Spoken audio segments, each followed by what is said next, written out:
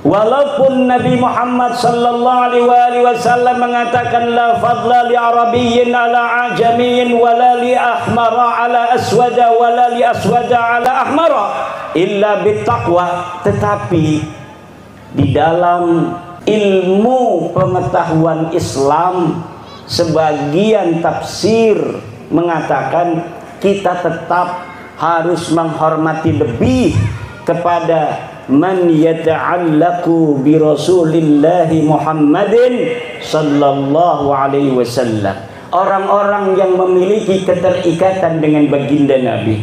Kami adalah Laskar Sabilillah, pecinta Wali Songo dan para anbiya, pewaris peradaban Islam di Nusantara hingga berkibar bangsa Indonesia. Para santri Pondok Pesantren Darul Falah, ibu bapak hadirin ma'asyiral muslimin rahimakumullah. Sesuai amanah dari guru kita yang mulia Rais Suriah PWNU Lampung, Ayahanda Kiai Haji Shadiqul Wa'dil Amin, bahwa beliau ingin tambah lebih memahami tentang fenomena yang terjadi saat ini yang diakibatkan oleh sebuah pengakuan terhadap nasab yang mulia Nabi besar Muhammad sallallahu alaihi wasallam. Saya mulai dari ucapan Syekh Nawawi At-Tanara Al-Bantani di dalam kitabnya Marah Labid, ketika Syekh Nawawi Tanara Al-Bantani menafsiri ayat A'udzubillahi minasyaitonir rajim, ya ayyuhan nas inna khalaqnakum min dzakarin wa unsa wa ja'alnakum syu'uban wa qabaila lita'arafu inna akramakum 'indallahi atqakum.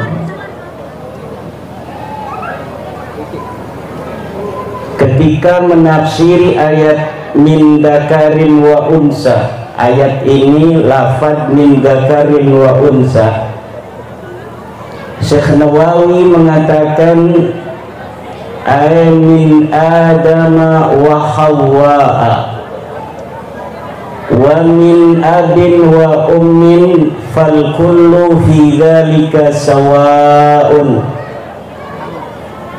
fala wajha littafakhuri fil ansab. Inna khalaqnakum min dzakarin wa unsa, kata Allah, sesungguhnya kami ciptakan kalian semua wahai manusia. Diawali ayat ini dengan ya ayyuhan nas. Ayyuha itu adalah nida al-habib, panggilan untuk yang dicintai itu dengan ya ayyuha. Ya ayyuhan nas, duhai manusia, inna khalaqnakum, sesungguhnya aku ciptakan, kata Allah,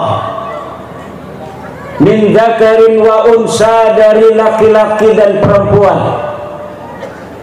wa ja'alnakum syu'uban wa qabail, dan kami jadikan kalian semuanya berbangsa-bangsa dan bersuku-suku, lita'arafu, agar kalian saling kenal mengenal. Inna akramakum 'indallahi atqakum, sesungguhnya orang yang paling mulia di antara kalian adalah orang yang paling bertakwa. Syekh Nawawi melihat dari min dzakarin wa unsa, ay min Adam wa Hawa wa min abin wa ummin fal kullu fi dhalika sawa'un fala wajha litafakhuri fil ansab.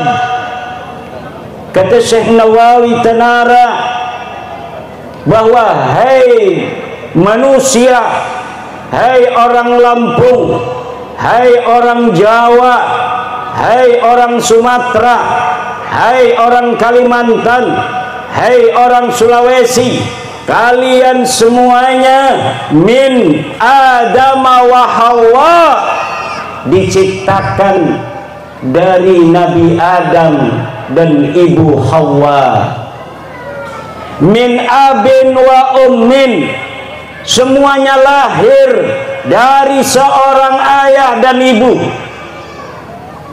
Tidak ada yang lahir hanya dari seorang ayah, tidak ada yang lahir hanya dari seorang ibu kecuali Nabi Isa alaihi salam. Fal kullu fi dzalika sawa, maka kalian semuanya adalah sama. Manusia yang ada di Eropa yang kulitnya bule, manusia yang ada di Amerika yang kulitnya merah, manusia yang ada di Afrika yang kehitam-hitaman, yang di Lampung yang kecoklat-coklatan, fi dzalika sawa, semua manusia itu sama, min Adama wa Hawa, semuanya adalah keturunan Adam, semua adalah keturunan Ibu Hawa. Fala wajha littafakhuri fil ansab, maka tidak ada jalan bagi siapapun untuk merasa dirinya lebih tinggi di antara lainnya dari segi nasabnya. Ini prinsip Islam. Kemudian ketika Syekh Nawawi menafsiri lafaz, menafsiri kalimat li ta'arafu, ay la li tatafakharu fil aba'i wal qabail, agar kalian saling kenal mengenal. Orang Lampung kenal dengan orang Banten, orang Banten kenal dengan orang Lampung. Itulah gunanya Allah menciptakan manusia berbangsa-bangsa dan bersuku-suku, lita'arafu, agar saling kenal mengenal. Kata Syekh Nawawi di tafsiri, la litatafakharu, bukan untuk saling edeg-edegan. Kita sing lebih mulia dari para sirah, kita sing lebih hebat daripada sirah. Kita mah turunan raja, sirah mah turunan luncur, catur kumaya. Kita mah turunan nabi, sirah mah turunan kumbili. Dudu genaiku Allah ciptakaken manusia, ana sing sukune Batak, ana sing sukune Sunda, ana sing sukune Jawa, ana sing sukune Ambon, ana sing sukune Dayak. Bukan untuk mengatakan orang Dayak lebih baik daripada orang Jawa, orang Jawa lebih baik daripada orang Dayak, bukan. Tetapi Allah subhanahu wa ta'ala menciptakan kita semua berbangsa-bangsa dan bersuku-suku, lita'arafu, agar kita saling kenal mengenal. La litatafakharu, bukan untuk saling berbangga-bangga diri. Dilanjutkan oleh Syekh Nawawi At-Tanara Al-Bantani, wala litadda'ut tafawuta fil ansab, dan bukan untuk kalian mengaku-ngaku tafawut, ada kasta-kasta di dalam nasab-nasab. Inna akramakum indallahi atqakum, sungguhnya yang paling mulia di antara kalian adalah orang yang paling bertakwa. Bukan dilihat dari siapa keturunannya, dari mana asalnya, siapa dia, status sosialnya apa, apakah dia seorang banser atau seorang laskar PWI. Tidak. Yang dilihat adalah apa di dalam Islam? Taqwahum, takwanya kita kepada Allah Subhanahu. Siapa orang paling sujudnya kuat kepada Allah, dialah orang yang paling bertakwa. Siapa orang yang paling zikirnya kuat kepada Allah, dialah orang yang paling bertakwa, dan dialah orang yang paling mulia di sisi Allah Subhanahu wa ta'ala. Ini prinsip egalitarianisme Islam yang menjadikan kemuliaan dari takwa. Siapapun bisa untuk menggapainya. Tapi kemuliaan dari nasab tidak bisa digapai oleh siapapun. Kalau orang diciptakan anaknya Bapak Presiden Jokowi, kemudian dia jadi anak presiden, betul apa tidak? Dia keluar dari alam rahim, jelog, bapaknya seorang kapolsek, dia jadi anak kapolsek. Tidak bisa untuk mesen, tidak ada amal dia untuk menjadikan dirinya anak Pak Kapolsek, tidak ada. Maka sesuatu yang tidak ada takasub di sana, tidak ada kerja keras kita, sesuatu itu tidak patut dibanggakan. Setuju? Setuju? Yang hidungnya mancung, jangan ngeledek sama yang hidungnya pesek. Karena kamu hidungnya mancung, tidak pernah kamu mesen. Bukan karena amalmu kamu mancung, tapi kamu hidungnya mancung adalah karena anugerah, fadl daripada Allah Subhanahu wa ta'ala. Sesuatu yang karena fadl dari Allah tidak layak dibanggakan. Ini prinsip Islam. Sebelum John Locke, bapak egalitarianisme dunia, mengatakan bahwa seluruh manusia dilahirkan sama. All men are created equal, bahwa seluruh manusia dilahirkan sama di atas dunia ini. Syekh Nawawi At-Tanara yang mengambil ajaran Islam dari Rasulullah Muhammad sallallahu alaihi wasallam berbicara juga tentang egaliter kemanusiaan, yang manusia itu mulia bukan karena keturunannya, tapi mulia itu karena takwanya. Dari sinilah kita mulai adanya pengakuan-pengakuan sebagian orang yang mengambil nasab paling mulia di dalam Islam. Bu, manusia paling mulia dalam Islam siapa? Bu, aja berlanga pelongo ngedelengi kita baik, jawab. Ngerti orang ngomong jawab Banten? Jawa Banten karo Jawa Banyuwangi ku mirip-mirip. Orang di aku nang wong Solo. Kalau orang Solo ngomong saya nggak pati paham karena halus. Kalau orang Banyuwangi ngomong, orang Jawa Timuran ngomong, saya agak paham karena ngomongnya agak mirip dengan orang Jawa Banten.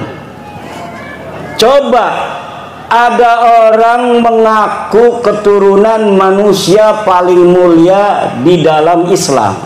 Yang paling mulia di dalam Islam adalah baginda Nabi besar Muhammad sallallahu alaihi wa alihi wasallam.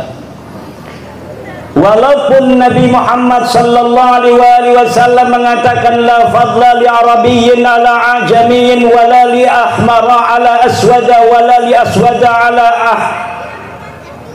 ala ahmara illa bittaqwa, tetapi di dalam ilmu pengetahuan Islam sebagian tafsir mengatakan kita tetap harus menghormati lebih kepada man yata'allaqu bi Rasulillahi Muhammadin sallallahu alaihi wasallam, orang-orang yang memiliki keterikatan dengan baginda Nabi. Walaupun Allah mengatakan inna akramakum indallahi atqakum, betul, tetapi memang kita harus ada di hati lebih mencintai atau mencintai lebih sedikit kepada orang-orang yang ada nisbah kepada baginda Nabi besar Muhammad sallallahu alaihi wasallam. Ini tafsir sebagian ajaran Islam, terutama ajaran Islam berbasis tasawuf Nahdlatul Ulama. Maka ketika ada orang yang mengaku turunan Nabi, kita warga NU langsung inginnya mencintai dan menghormati. Betul? Betul apa tidak? Kalau ada orang mengaku dirinya keturunan Nabi datang ke rumah kita, pengennya ngasih duit aja walaupun gak punya. Betul nggak? Lama-lama keenakan itu orang. Jangan nunggu dikasih aja, kita bikin gaya-gayaan supaya ngasihnya jangan 50.000 20.000. Gaya-gayaan dia, jadeb-jadeban. Allah. Ada salam kiai dari Mbah Syafaat Banyuwangi. Luar biasa. Apa sahabat? Ini suruh beli minyak ini. Harganya berapa? Harganya 5 juta. Karena dia mengambil nama orang yang kita hormati, orang yang kita muliakan, akhirnya kita kena. Banyak sekali kejadian-kejadian, laporan-laporan, cerita-cerita dari obrolan orang yang mengaku keturunan baginda Nabi besar Muhammad sallallahu alaihi wasallam, yang kadang orang itu percaya bahwa mereka adalah keturunan Nabi, kemudian lama kelamaan akhlak mereka kemudian yang diperlihatkan di tengah-tengah masyarakat jauh daripada akhlak baginda Nabi besar Muhammad sallallahu alaihi wasallam. Saya pribadi curiga, iki wong bener dudu keturunan Kanjeng Nabi, aja dudu turunan Nabi model makanya ngakal-ngakali wong melulu. Akhirnya saya meneliti nasab seseorang yang ada di internet. Ngakunya dia bin Alwi bin Ubaid bin Ahmad bin Isa bin Muhammad An-Naqib bin Ali Al-Uraidi bin Ja'far As-Sadiq bin Ali Zainal bin Muhammad Al-Baghir bin Ali Zainal Abidin bin Husain bin Fatimah bin Rasulullah Muhammad sallallahu alaihi wasallam. Saya teliti dari atas dulu. Nabi Muhammad punya anak Sayyidatina Fatimah. Betul, sahih, ada dalilnya, ada hadisnya. Lau kanat Fatimatu binti Rasulillah sallam, lau kanat Fatimatu bintu Rasulillah sallam sarakat laqata'tu yadaha. Ada. Kemudian apakah ada dalil tentang Sayyidina Husain sebagai anak daripada Siti Fatimah? Ada. Kemudian Sayyidina Husain katanya punya anak namanya Ali Zainal Abidin. Ada, sahih.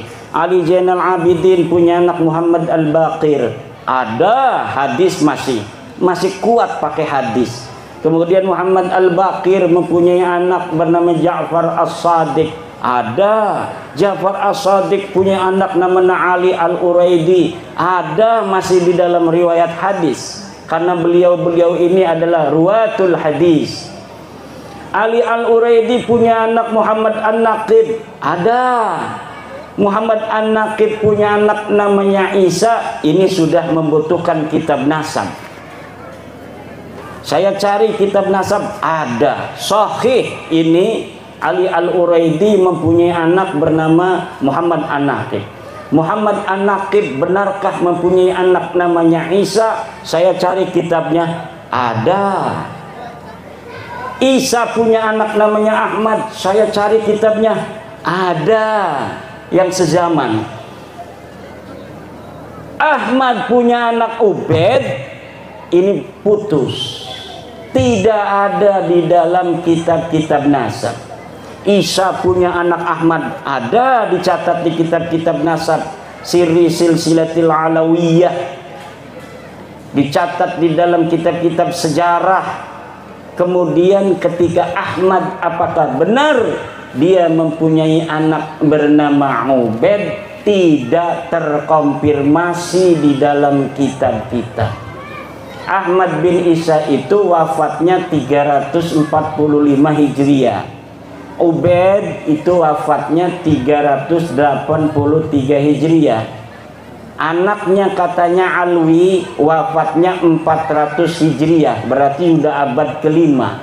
Kita cari di abad-abad kelima, leluhur orang-orang di Indonesia yang ngaku turunan Nabi ini dari marga Al-Attas, As-Segaf bin Syihab bin Yahya, ternyata semuanya putus, tidak tersambung secara ilmu nasab kepada baginda besar Nabi Muhammad sallallahu alaihi wasallam. Itu namanya kajian ilmiah karena berbasis kitab-kitab nasab. Kemudian benarkah orang-orang ini ada? Saya menggunakan teori ilmu sejarah. Dalam teori ilmu sejarah, pertama kita heuristik, mengumpulkan sumber-sumber sejarah. Setelah heuristik, kemudian kita lakukan, kita kritisisasi sumber. Kitab-kitabnya ada. Ini kitab apa namanya itu, Al-Iqlil. Ini kitab Musallam Al-Haji. Ini kitabnya Al-Hamadani. Ini kitabnya Ibnu Khaldun yang ada di sekitar abad-abad itu. Ini kitabnya apa, Ibnu Samurah yang abad kelima. Ini kitabnya Janadi Al-Janadi di abad ke awal abad ke-8. Dari kitab-kitab sejarah yang ada di Yaman tidak ditemukan nama orang-orang yang disebutkan dalam silsilah para Ba'alwi itu, ya. Hada yadullu bi anna hadhil asma ghairu mawjudatin fi zamanihim. Orang-orang yang diaku sebagai keturunan leluhur mereka itu nyata tidak ada pada zamannya. Kenapa bisa sampai tidak ada? Ya karena asal nulis saja nama-namanya supaya nyambung. Kapan mereka mengaku? Mulai mengakunya di abad ke-9 Hijriah. Jadi abad 9 Hijriah mereka baru nulis kitab. Namanya Al-Burqatul Musyiqah. Pengarangnya namanya Ali bin Abu Bakar As-Sakran. Di situ dia mengurutkan nama dia, Ali bin Abu Bakar bin Abdurrahman bin Mauladawilah bin Ali Sahibud Darak bin Ali Al-Ghayyur bin Muhammad bin Ali bin Muhammad Sahib Birbat bin Ali Qali Qasam bin Alwi bin Muhammad bin Alwi bin Ubaid bin Ahmad bin Isa. Dari situlah mulai di abad 9. Dari mulai abad 9 ini sampai sekarang itu banyak kitab yang mereka buat. Makanya Syuhrah wal Istifadah. Banyak dari mulai dia mengaku sampai sekarang ini kitab yang mereka buat hampir itu kitab karangan keluarga mereka sendiri 27. Belum orang-orang yang lain yang suruh ngarang. Itu puluhan. Jadi puluhan. Makanya kaget sekarang diomong bukan turunan Nabi, marah-marah sama saya. Saya diomong dajjal, iblis. Ya premen maning wong mekonon sih. Wong tutu cucu Nabi, jeng aku cucu Nabi barang diwara jora percaya premen. Iki kita beki. Kita dalile anakku, kita pertamaku, kita beku Tahdibul Ansab, anaknya Ahmad, laka singarane Ubed. Ki kitab keroroko masih abad kelima, arane Al-Majdi. Laka anaknya Ahmad disebut Ubedku, kita beku halamannya anak, cetakannya anak, manuskripnya masih anak. Kitab ketelu Muntaqilatut Talibiyah masih ning abad 5. Laka arane Ahmad bin Isa iku Ubedku. Terus ning abad ke-6 laka aran Ubedku, anak-anaknya ditulis KB Muhammad Ali Husain telu doang anaknya ku. Barang abad 9, 10, 11 ditulis anaknya papa, ditambah siji Ubed. Nah, dari sini secara ilmu sejarah ini bisa ditelusuri kapan dia mulai mengaku. Dan nama-nama yang ada mulai mengaku itu sampai abad keempat itu nggak ada orangnya. Katanya mujtahid mutlak tuh Ubednya. Ubed itu sama dengan Imam Syafi'i, mujtahid mutlak. Lah mujtahid mutlak kayak Imam Syafi'i make kah kitab-kitab laka kitab minimal senajan kemudian madhabiku laka sing ngembil kayak Sufyan As-Tsauri, tapi ada hikayat di dalam kitab-kitab Imam Syafi'i tentang Sufyan As-Tsauri, Sufyan Ibnu Uyainah, tentang Ibnu Huzaimah, tentang Daud Ad-Dohiri, kan ada, walaupun madhabnya tidak tersebar hari ini. Tapi Ubed bin Ahmad bin Isa melaka. Kenapa laka? Ya laka wonge ki laka uli gawe-gawe doang.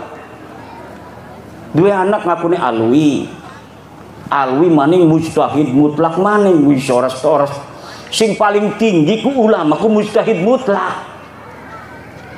Wali sing paling tinggi Qutbul Aktab, iku kabeh dijukut nang dheweke kabeh. Coba lamun orang mujtahid mutlak engko neku keturunan leluhureku disebut Qutbul Aktab, wali kutubnya seluruh para wali-wali kutub. Luar biasa. Iddia kullas syaraf kullal karam, setiap kemuliaan semuanya diambil semua sama sejarah mereka. Deleng ning kitab-kitab siapa itu mujaddid Islam dari masa ke masa. Lihat dalam Bughyatul Mustarsyidin. Yang dimasukin keluarga dia semua.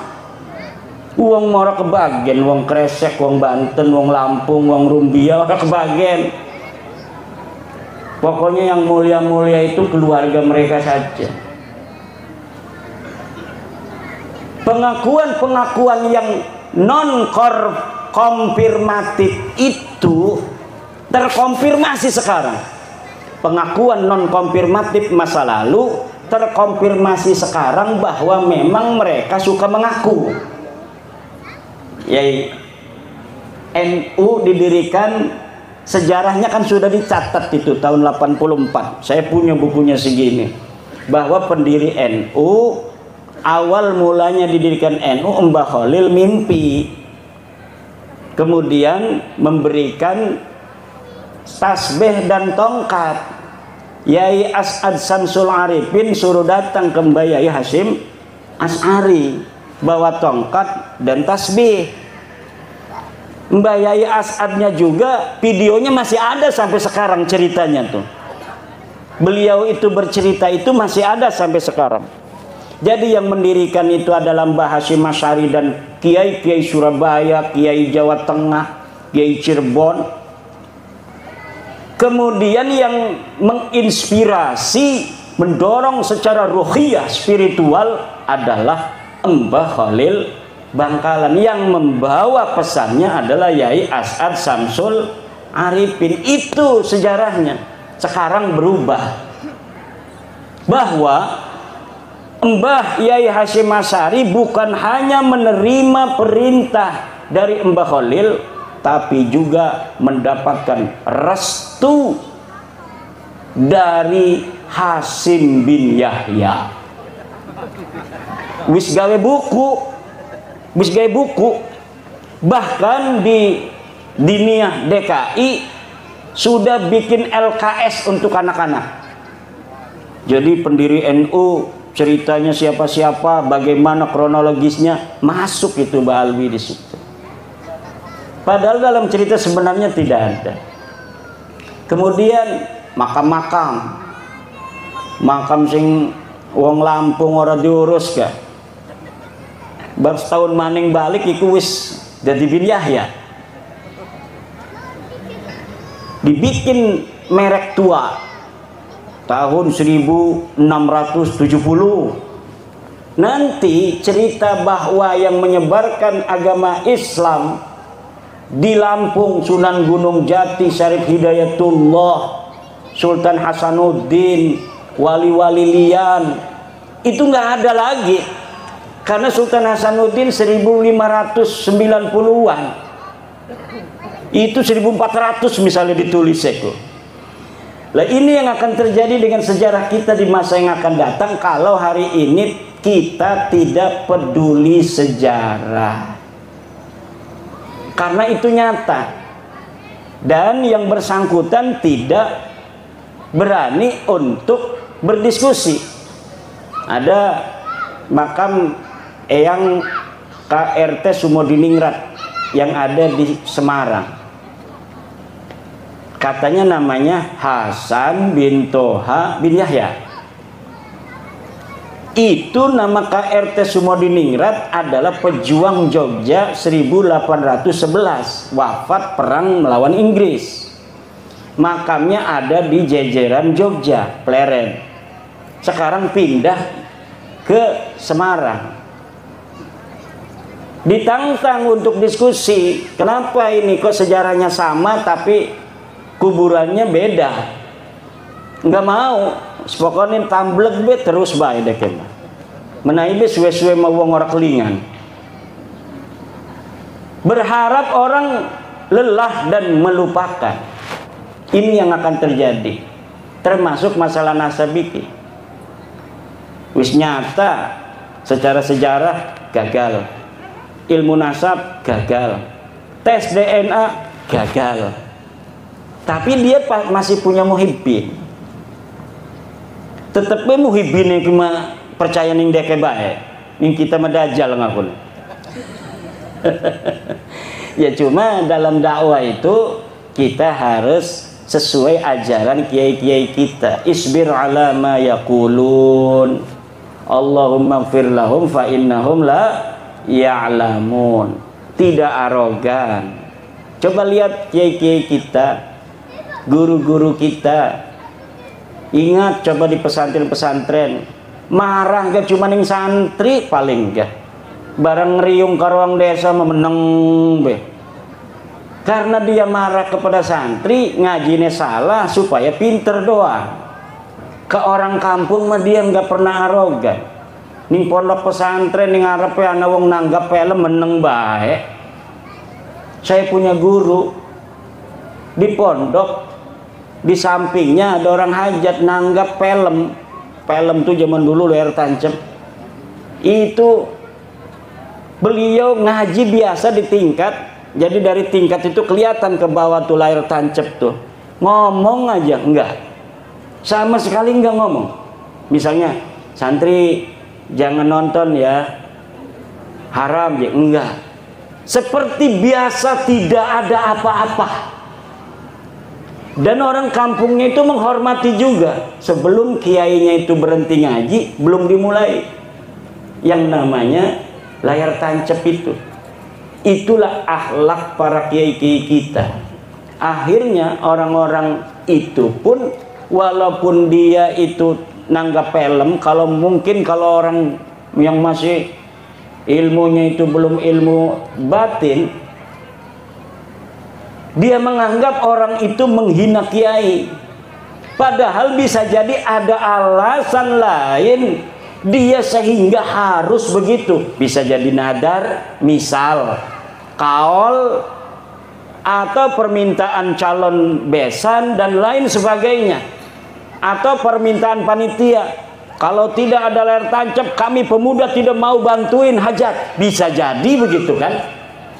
Makanya nanti orang-orang yang seperti Yai Shadiqul Wa'dil Amin kata, yandurunal ummah bi'ainir rahmah, melihat umat masyarakat itu kiai-kiai kita bi'ainir rahmah, dengan mata kasih sayang.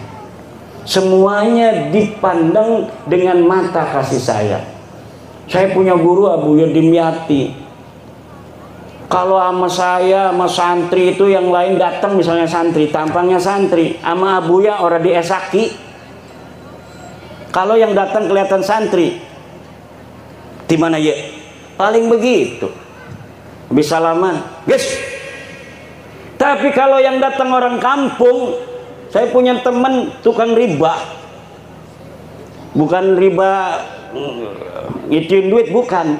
Tukang megai di bank kan tukang riba. Datang ke Abu Ya, dimuliakan, diajak ngobrol, bahkan dikasih ijazah salam al-Ma'mariyah. Dia cerita, oh saya mah diajak ngobrol sama Abu Ya. Kata saya, kalau saya datang cuma di teknaun siap, begitu doang. Habis minta air, guys, mau salaman lagi pulang, nggak mau. Abu Ya itu datang salaman, mau pulang lagi sama santri, guys minta. Ternyata itu adalah gaya kiai kepada calon para pemimpin. Coba hatinya berubah tidak? Kalau calon pemimpin hatinya cepat berubah ketika ada rakyat kritik, ada yang mencaci maki. Coba lihat presiden kita, Presiden Joko Widodo, dicaci maki 10 tahun makin hebat aja. Betul apa tidak? Yang mencaci maki mah uripe nyungsep, anak sih di penjara, anak sih macem-macem orang beres, ngedukung calon kalah melulu. Tapi Pak Jokowi dari awal mula sebelum dia naik dicaci maki sampai mau selesai dicaci maki tetap tegar dan makin barokah, makin mulia.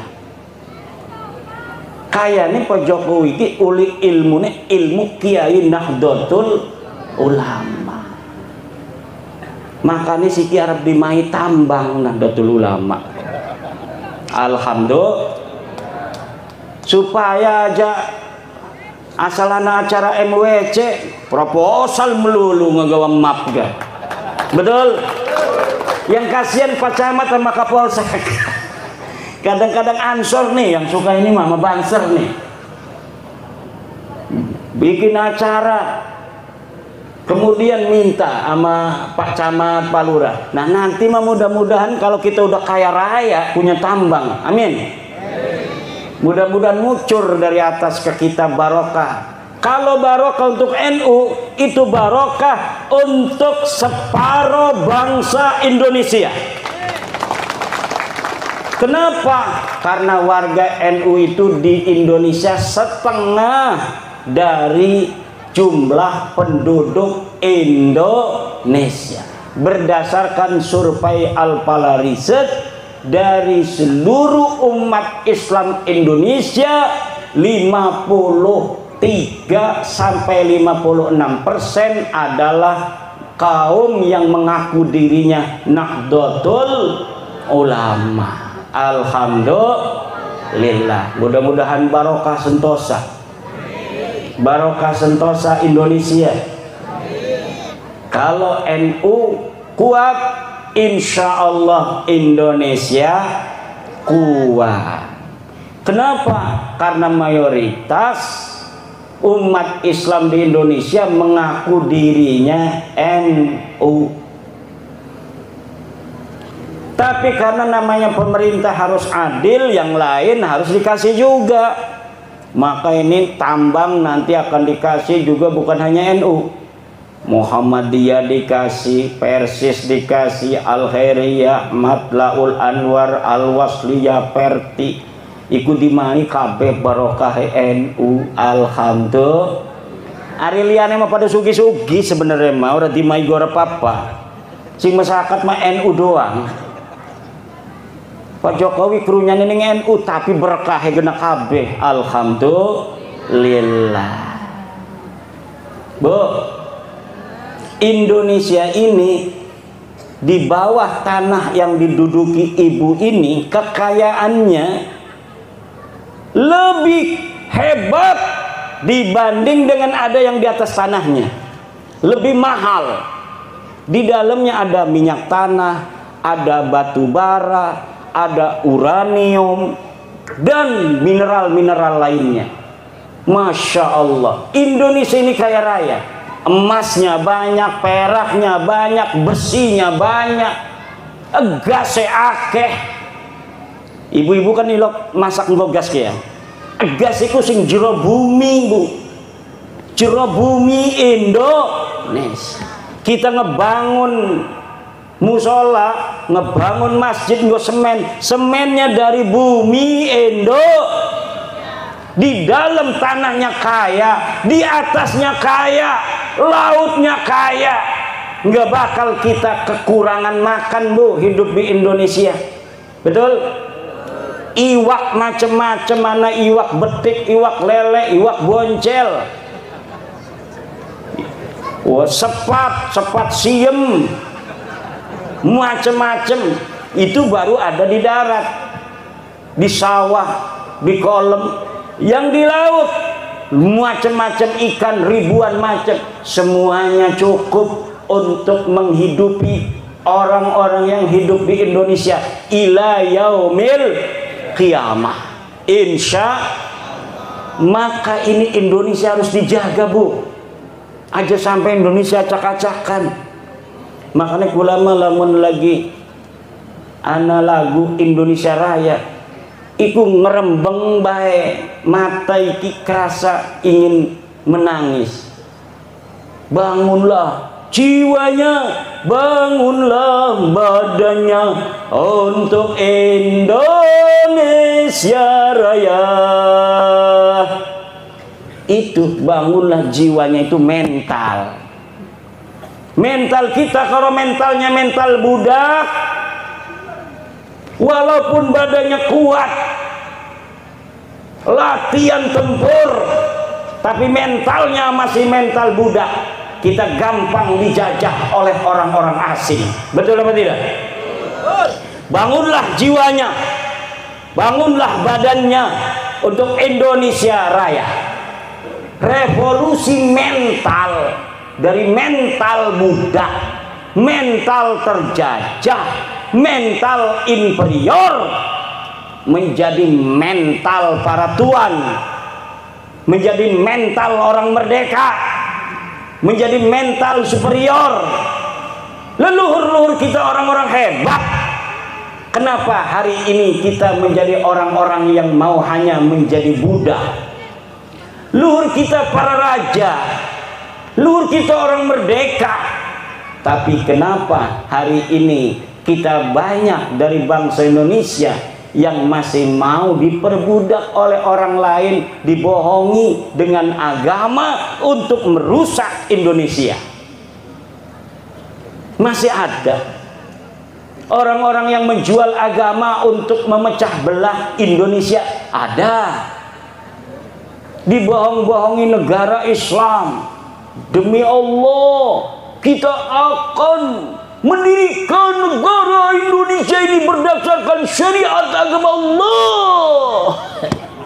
Aduh, emangnya Pancasila ku bertentangan karo syariat apa sih?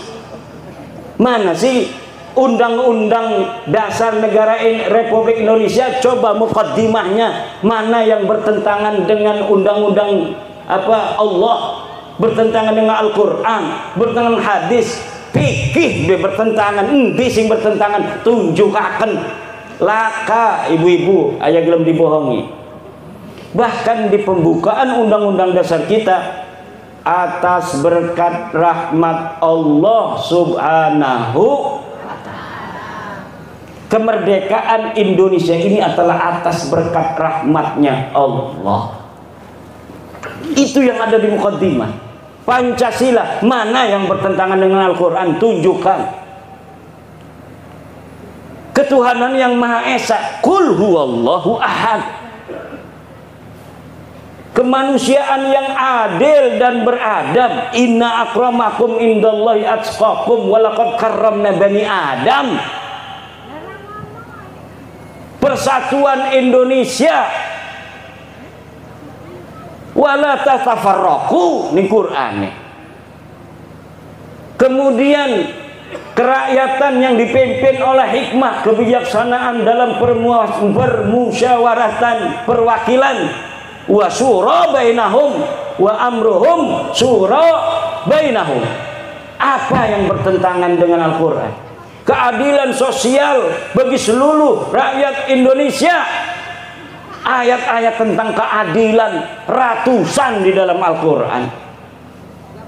Idilu huwa aqrabu littaqwa dan lain sebagainya. Tidak ada orang-orang tua kita yang mendirikan Negara Kesatuan Republik Indonesia ini mau memasukkan kita anak cucunya ke dalam nerakanya Allah. Tidak ada. Yang ada adalah bahwa orang tua kita mendirikan Negara Kesatuan Republik Indonesia ini, Insinyur Soekarno, Muhammad Hatta, Kiai Haji Wahid Hasim dan lain sebagainya, itu adalah berdasarkan pemahaman mereka terhadap ajaran Islam. Nabi Muhammad SAW ketika datang ke kota Madinah, di sana ada orang Yahudi, di Najran ada orang Nasrani. Nabi Muhammad yang di dalam Madinah mayoritas Islam itu membuat namanya Wasiqatul Madinah. Apa namanya? Wasiqatul, piagam Madinah. Piagam Madinah itu untuk apa? Piagam Madinah itu adalah untuk mengakomodir seluruh orang yang ada di Madinah dan di sekitar Madinah mendapatkan hak dan kewajiban yang sama sebagai warga negara Madinah. Antara dia dan Yahudi juga yang ada di sekitar Madinah, di Najran dan sebagainya, itu dibikin sebuah wasiqah, misaqan ghalidha. Dan NKRI ini adalah misaqan ghalidha, sebuah kesepakatan kita bangsa Indonesia yang mayoritas 90% adalah umat Islam, tetapi kita menginsafi ada saudara kita yang berasal dari agama lain. Di sana ada Kristen, di sana ada Buddha, di sana ada Hindu, di sana ada kepercayaan kepada Tuhan yang Maha Esa. Jangan main-main di Indonesia ini yang menganut kepercayaan bukan beragama itu jumlahnya puluhan juta. Dalam data BPS itu 12 juta. Data terbaru sekarang ini 25 juta orang mengaku bukan agama Islam, bukan agama Kristen, bukan agama Hindu dan Buddha, tetapi dia adalah penganut, penghayat aliran kepercayaan kepada Tuhan yang Maha Esa. Jadi percaya nih anane Allah tuh. Tapi orang gelem ning gereja, orang gelem salat, orang gelem ning pura, pokoknya dia adalah penghayat, pengiman adanya Allah. Dia adalah bangsa Indonesia. Di hadapan piagam Madinah seluruh penduduk Madinah sama di hadapan Negara Kesatuan Republik Indonesia. Semua bangsa Indonesia, apapun sukunya, apapun agamanya, mempunyai hak dan kewajiban yang sama sebagai warga negara. Makanya Nahdlatul Ulama sudah membuat konsep. Orang-orang non-muslim di Indonesia dalam konsep Nahdlatul Ulama, muwatinuna lazimmiyuna. Mereka adalah dianggap sebagai warga negara, bukan sebagai orang-orang kafir zimmi. Ini ulama-ulama Nahdlatul Ulama. Sudah panjang cara berpikirnya menatap masa depan. Kalau kita mau ber-Indonesia selama-lamanya tanpa keinsapan bahwa ada saudara-saudara kita yang lain kepercayaan, maka sampai kapanpun kita akan terjadi clash antar bangsa Indonesia. Tapi apabila kita bangsa Indonesia yang mayoritas menginsafi bahwa ada hak-hak minoritas yang harus dipenuhi, bahwa ada saudara kita yang lain agama, lain kepercayaan, kita harus meyakini agama kita seyakin-yakinnya. Tetapi kita juga harus menghormati keyakinan orang lain dalam agama mereka. Ini namanya toleransi. Bukan berarti kita meyakini agama mereka benar, tidak. Tetapi kita menghormati keyakinan orang lain. Inilah ajaran orang-orang tua kita di Nahdlatul Ulama. Muwatinuna lazimmiyun.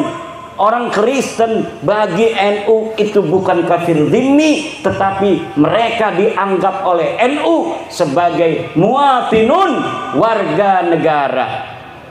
Lahum ma lahum wa alaihim ma alaihim.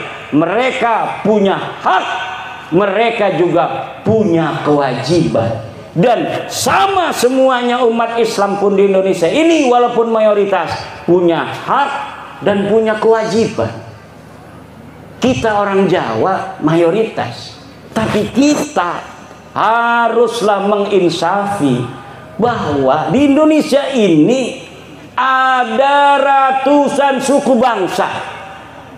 Jangan karena kita orang Jawa ini adalah mayoritas, kemudian kita menafikan tenggang rasa yang harus kita jaga untuk saudara-saudara kita yang lain suku. Suku bangsa di Indonesia ini banyak, pulau tersebar di Indonesia 17.000 pulau. Ada Jawa, ada Sunda, dan ada yang lainnya. Kata Bang Haji Roma Irama. Kebetulan kemarin saya baru diundang Pak Haji Roma Irama podcast. Pak Haji juga sama sama Yai Sodikul Wa'dil Amin. Penasaran, coba Kiai katanya terangin sebelum podcast, kita ngobrol dulu. Coba terangin dulu nih, sebenarnya Kiai ini yakin nggak ini bahwa Habib ini bukan cucu Nabi? Yakin, seyakin-yakinnya, hakul yakin. Hakul yakin, kan ada ilmul yakin, ada ainul yakin, ada hakul yakin. Kalau hakul yakin itu udah musyahadah, karena saya udah musyahadah kitabnya. Kalau ilmu yakin, saya dikasih tahu kayak sekarang nih, bapak-bapak yang balas baca bahwa Habib bukan cucu Nabi. Yakin, yakin yang ngomong Kiai Iman, pengasuh pondok pesantren, anggota LBM PBNU, wakil katib PWNU Banten, ketua komisi fatwa MUI Provinsi Banten. Wis lah yakin ya. Iku arane ilmul yakin. Durung pernah ketunda karo kita memang. Bikin YouTube doang. Kurang barokah ya kang ngedeleng YouTube doang mah. Lamun wis ngundang mengkenen ki arane ainul yakin. Sudah melihat langsung datnya saya. Ternyata katanya daripada YouTube-nya Kiai Imad itu gantengan langsungnya. Masya Allah. Kalaulah dia ini masih bujangan deh. Bu, aja ngomong-ngomong kalaulah masih bujangan, kalau masih bujangan tidak ada syarat nikah di dalam kitab-kitab Fathul Mu'in yang mengatakan seorang laki-laki harus bujangan menikah. Tidak ada. Asal dia laki-laki boleh. Setuju Kiai Parman? Setuju laki-laki? Ibu-ibu setuju? Orang manjing neraka kok gak. Ada yang ketiga, ilmu yakin, ainul yakin, hakul yakin. Hakul yakin itu karena memang sudah tahu algoritmanya, meneliti seluruh kitab yang berkaitan dengan nasab ini. Jadi lamun arep digoyang-goyang ora bisa. Digoyang-goyang ora bisa. Senajan misalkan, makanya saya ngomong wa in aftal muftun, walaupun orang-orang berfatwa karena suatu hal mensahihkan nasab balawi, saya tidak terima. Kecuali sayanya musyahadah dalil dianya. Sikima dalilnya bohong-bohongan kabeh. Mau ana sing marah-marah. Wong Tanggul kan. Katanya Imad Dajjal. Ini ada kitabnya, kitab abad keempat. Sudah sahih di sini disebutkan bahwa Ubaid anaknya Ahmad. Ini kitab namanya Abnaul Imam. Wah, ini kitab Abnaul Imam sudah saya bahas hampir 2 tahun yang lalu ketika pertama kali saya mengeluarkan tesis saya. Seorang kiai dari Pelamunan Banten datang ke rumah saya, manggilnya Abah sama saya, kiai dari Pelamunan, sekarang ketua PCNU Kabupaten Serang sekarang, namanya Gus Robi. Abah, ini ada kitabnya ini, karena dia mondoknya di Yaman. Ini ada kitab Abnaul Imam fi Misr wa Syam. Masya Allah, kata saya tidak ketemu kitab ini, kok Kiai Robi bisa ketemu. Sini saya lihat, saya teliti kitabnya. Ternyata kitab ini adalah kitab palsu, baru dicetak tahun kemarin, tetapi mengatasnamakan tahun 473 atau 37 Hijriah. Ternyata kitabnya itu kitab aslinya 20 lembar, dikarang oleh orang yang ada di tahun 199 Hijriah. Hanya menerangkan anaknya Sayyidina Ali dan cucunya Sayyidina Ali, Abnaul Imam fi Misr wa Syam Al-Hasan wal Husain. Tidak menerangkan yang lainnya karena tahunnya saja masih tahun 199 Hijriah. Sedangkan Ubaid itu wafatnya 383 Hijriah. Masa iya orang yang hidup di tahun 199 Hijriah bisa mencatat orang yang ada di tahun 383 Hijriah? Bohong apa raku? Bohong. Lah iki jebari marah-marah bahwa kitabnya sudah ditemukan, ini kitab abad keempat. Ya 473 kan kudurnya abad kelima. Wis ngomongnya salah, isinya salah. Kalau misalnya kitab itu benar, itu sing cerdas-cerdas kan sing ngebela kayak Rumel Abbas, kayak Idrus Romli, itu dulu yang akan dipakai untuk menjawab saya. Profesor Said Agil Al-Munawwar pasti akan membawa dalil itu kepada saya. Tetapi kenapa mereka tidak membawa? Karena mereka pun tahu itu kitab palsu. Dan kepalsuan itu diakui di mukaddimahnya ada. Mukaddimahnya ini kitab dikarang pada 199. Tetapi kemudian ditambahi pada abad ke-12. Ditambahi lagi pada abad sekian. Ditambahi lagi oleh yang terakhir Yusuf Jamalul Lail yang baru wafat beberapa tahun kemarin. Lah iku kitab Murtado Az-Zabidi yang katanya adalah menetapkan dan mengisbat Ba'alwi, itu kitabnya juga palsu. Kitab palsunya dari mana sih? Kiai tahu aja kalau palsu. Karena percetakan itu biasa dicetak itu menggunakan jasa peneliti. Misalnya nih ada manuskrip ditemukan di Rumbia, manuskrip ini atas nama Pangeran Diponegoro. Panggil dari UI, filolog suruh nyetak. Tetapi peneliti tidak akan bohong. Dia akan cerita, manuskrip ini memang dikatakan tulisan Pangeran Diponegoro, tetapi dilihat dari kertasnya tidak memungkinkan dia berada pada masa Pangeran Diponegoro. Kertasnya ini dicetak atau diproduksi pada tahun 1950, sedang di Panganogoro tahun 1825.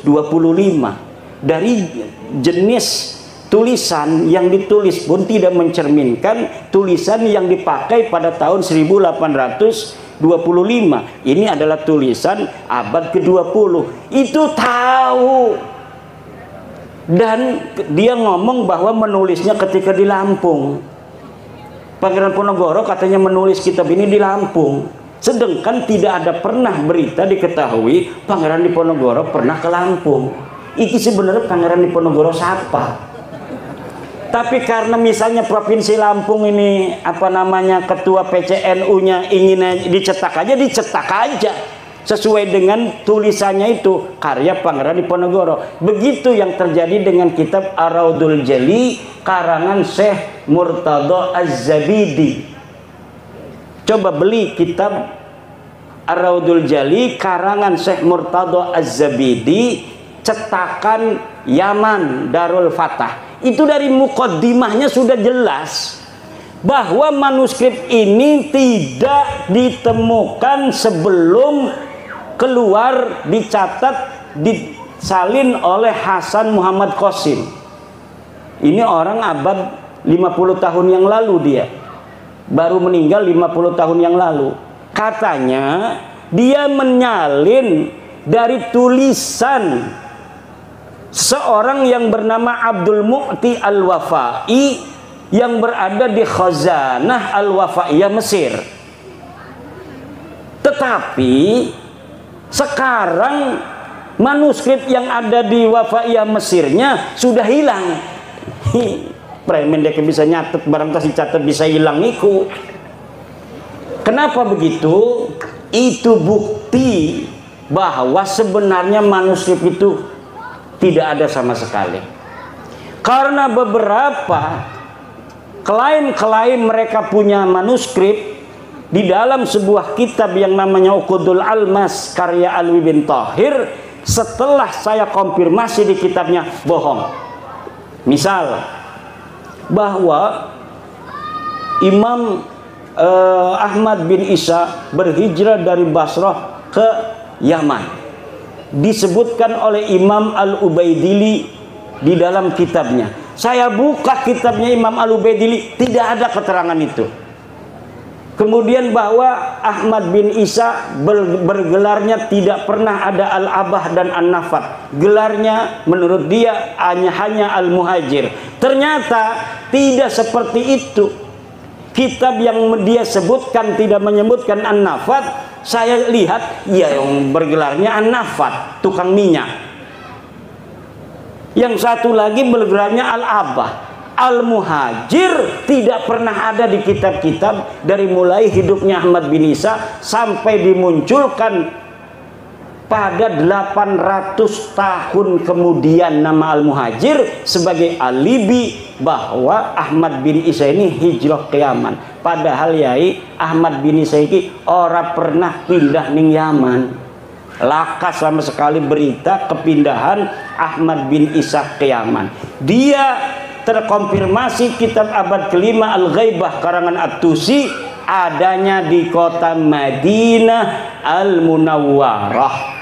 Dicari kapan wafatnya, tidak ada berita kapan wafatnya. Dicari di mana dia ini dikebumikan, tidak ada. Kenapa sampai dia tidak dicatat?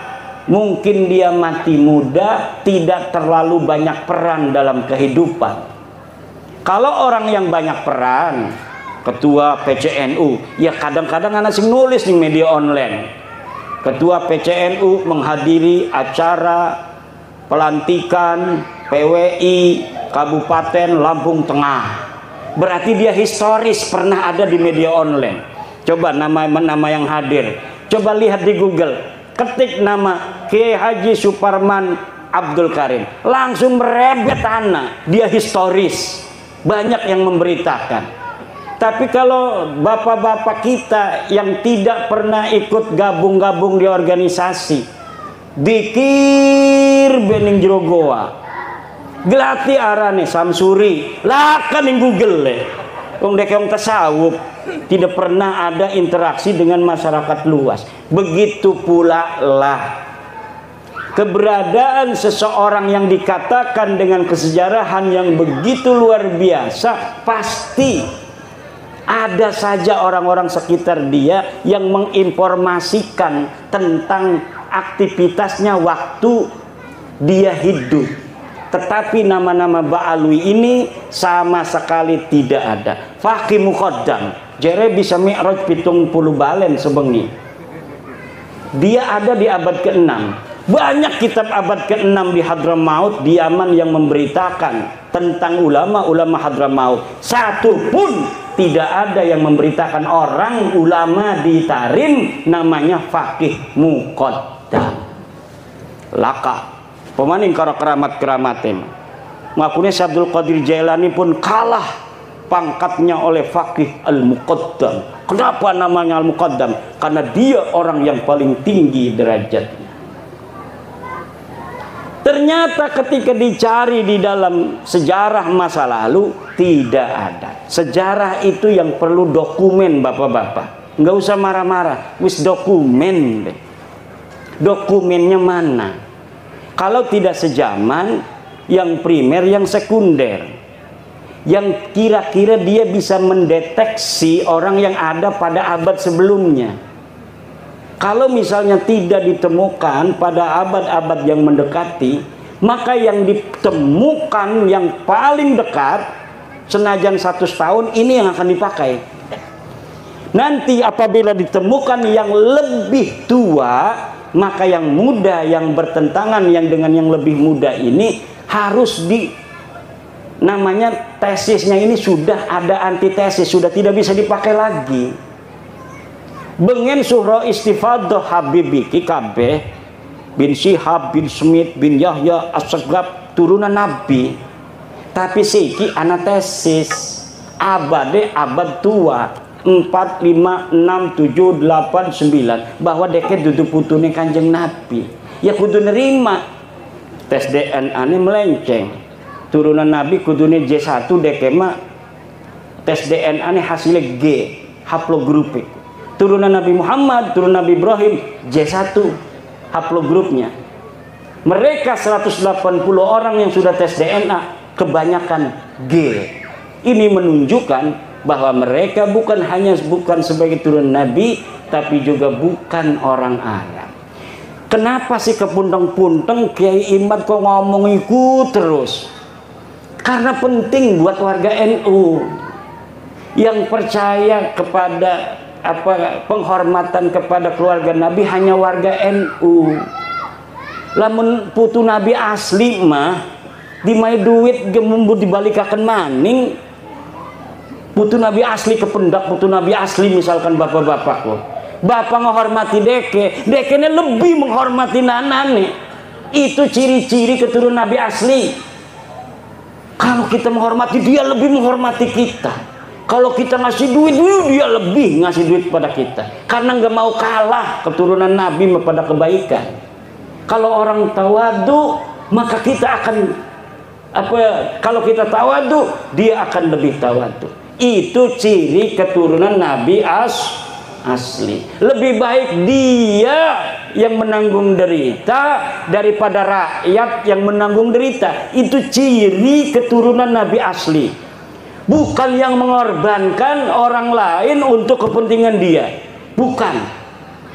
Ciri Nabi asli itu keturunannya adalah keturunan Nabi asli. Dia rela menderita. Yang penting umat Islam ini bahagia. Bukan sebaliknya. Nyuruh orang-orang berantem demi kepentingan dia. sementara dianya aman-aman saja. Nyuruh orang-orang Indonesia berantem, dianya enak-enakan tidur. Orang-orang yang bodoh dari orang-orang yang bisa dipengaruhinya suruh gulat sama orang-orang yang menentang kepentingan dia. Ini adalah yadullu ala annahum laisu min dzurriyyati Rasulillah Muhammad sallallahu alaihi wa alihi wasallam bil marrah. Sama sekali bukan. Dari cara wajahnya ngomong marah, hal tarawna fi wajhihi nuran nubuwah. Lah idza ra'ainahum ma ra'aina fi wujuhihim nuran nubuwah minar rahmah. La nanduru ila wujuhihimur rahmah, walakin nanduru ila wujuhim at-takabbura wat-tafakhura wat-ta'aliya 'alal akharin. Na'udzubillah summa na'udzubillah min dzalik. Ikilah ibu-ibu, bapak-bapak, kepunteng-punteng saya kadang-kadang suka capek juga. Tetapi karena ini merupakan sebuah, menurut saya, la yajuzu lil alimi kitmanu ilmihi fi hadzal bab ay fi hada tajwiri nasab fil babi ay fi tajwirin nasab. Kenapa? Wajib hukumnya memberitahu kepada orang apabila ada orang yang mentajwir daripada nasabnya kepada baginda Nabi besar Muhammad SAW. Kenapa? Karena Nabi Muhammad punya hak untuk dinisbatkan kepadanya hanya keturunannya yang asli. Kenapa akan memalukan Rasulullah? Orang-orang yang secara genetik bukan darahnya Rasulullah, kemudian dia mengaku turun Rasulullah. Satu generasi, dua generasi mungkin bisa menjaga akhlak, tapi lama-lama dasar genetik dudu Nabi mah ya sejen bae akhlake. Senajan dipaksa-paksa ya supaya pada karo akhlaknya Nabi, suwe-suwe mengongana dudu turunan Nabi juga tiga. Bukan turun Nabi susah, tapi walaupun tidak ada orang mengenal seseorang sebagai keturunan baginda Nabi, kadang-kadang dianya sendiri tidak tahu bahwa dia keturunan Nabi. Akhlaknya, hatinya, cintanya kepada umat tidak bisa disembunyikan dari ruhani, dari sukma, dari jiwanya. Kenapa? Di dalam dirinya mengalir nutfah nubuwah, kata ketum PBNU. Ada nutfah nubuwah walaupun dia tidak tahu. Ada nutfah nubuwah walaupun dia tidak tahu silsilah. Dan bangsa Indonesia ini diyakini oleh Ketua Umum PBNU, kebanyakan dari bangsa Indonesia yang muslim ini mempunyai nutfah nubuwah kepada Nabi besar Muhammad sallallahu alaihi wa alihi wasallam. Mungkin demikianlah, sudah malam sekali nih ya. Wallahu huwal muwaffiqu ila aqwami thariqin. Wassalamualaikum warahmatullahi wabarakatuh. Oh, doa ya. Allahumma shalli ala sayyidina Muhammadin fil awwalin wal akhirin wa barik wa sallim wa radiyallahu tabaraka ta'ala kulli sahabati rasul ajmain. Allahumma ij'alna wa auladana wa azwajana wa dhurriyyatina wa tullabana min awliyaikal muqarrabin wal ulama'il 'amilin ar-rasikhin al-'abidin az-zahidin al-mutawaddi'in al-maftuhin al-marzuqin al-mahbubin al-mujahidin at-tahirin. Allahumma ij'al hadzal ma'hada ma'hadan mubaraka. Allahumma ij'al hadzal ma'hada ma'hadan mubaraka. Allahumma ij'al hadzal ma'hada ma'hadan mubaraka. Wa sallallahu ala sayyidina Muhammad walhamdulillahi rabbil alamin.